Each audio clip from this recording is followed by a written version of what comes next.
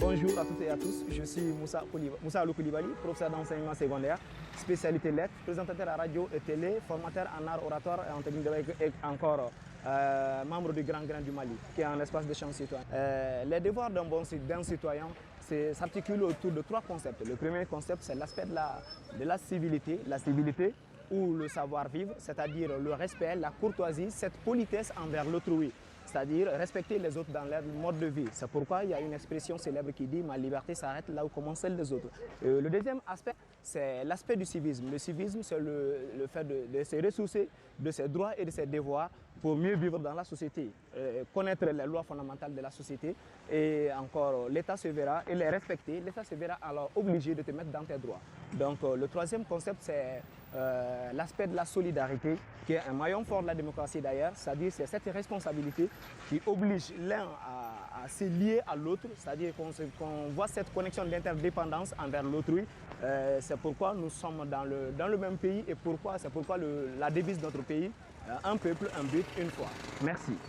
Maintenant, en ce qui concerne la première question, je pense qu'avec la réponse à cette deuxième question, toi, tu te poses la question maintenant, est-ce que dans mon mode de vie, ces trois aspects figurent? Si ça ne figure pas, alors il est temps pour toi de les faire figurer dans ta vie pour que tu puisses...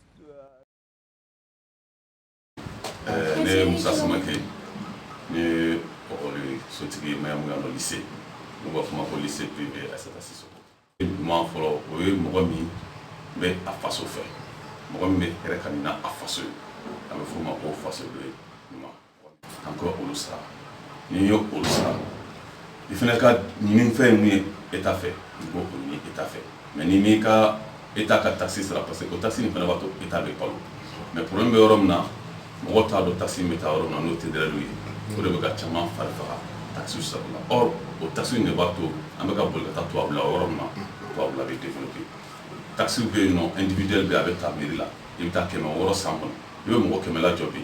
Citoyen malien o bɛ mɔgɔ min bolo a bɛ compter dɛ o papier tɛ kɛmɛ wɔɔrɔ papier bɛɛ kan ka ta mɔgɔnifin kelen kelen bɛɛ a bɛ taa miiri la kɛmɛ wɔɔrɔ o tɛ mɔgɔ bolo donc o bɛ yen nɔ o fana kɔfɛ i bɛ feerekɛla caman ta i bɛ sigiyɔrɔ caman ta mɔgɔ si tɛ taxi sara miiri la ka sababu kɛ miiriw fana t'u jɔ u jɔyɔrɔ la n'o ye fana an ka ɲamanw cɛ k'an ka yɔrɔw furan k'a don a don da fɛ mɔgɔ i bɛ wari bɔ ka don fɛn min na n'i y'a ta da ye i bɛ nisɔndiya i bɛ a don a la donc fasoden ɲumanya n'an ka devoir o y'o fɔlɔ de k'an jɔ état ko ko ka mun ɲini an fɛ faso ka mun ɲini an k'o di faso ma fɔlɔ donc an mago bɛ mun na faso fana bɛ o di an ma donc mais a tɛ taa fo an ka yala ka mɔgɔw la sensibiliser i n'a fɔ a filɛ k'a kɛ cogo min na k'a yira mɔgɔw b'a dɔw la tiɲɛ yɛrɛ la ja ne bɛ fitinin min bɔ dɔrɔmɛ bɔ jaw de bɛ jɔ faso ko la donc minnu fana bɛ bila ɲɛfɛ olu fana b'a dɔn n'an y'a don a la mɔgɔw bɛ kasa donc fasoden ɲuman a ko ka ca kojugu n'a tɛ taa fo ka to ka ni ɲɔgɔnnaw de caya yɔrɔ la walasa mɔgɔw ka faamu u ka se ka u ka impôt n'u ka taxe sara ani mɔgɔnifin kelen kelen bɛ taga mun ta ani so ka taxe fana minnu bɛ location na a ka ca kojugu a ka ca mais dɔɔni an b'u walawala ka taa ɲɔgɔn fɛ parce que mɔgɔ t'i bolola kala bɛ fili tile kelen olu b'a dɔ fɛ i b'a bɛɛ tiɲɛ an bɛ dɔɔni fɔ ka dɔɔni to siɲɛ wɛrɛ tuguni an b'a tɔw bila ka taa.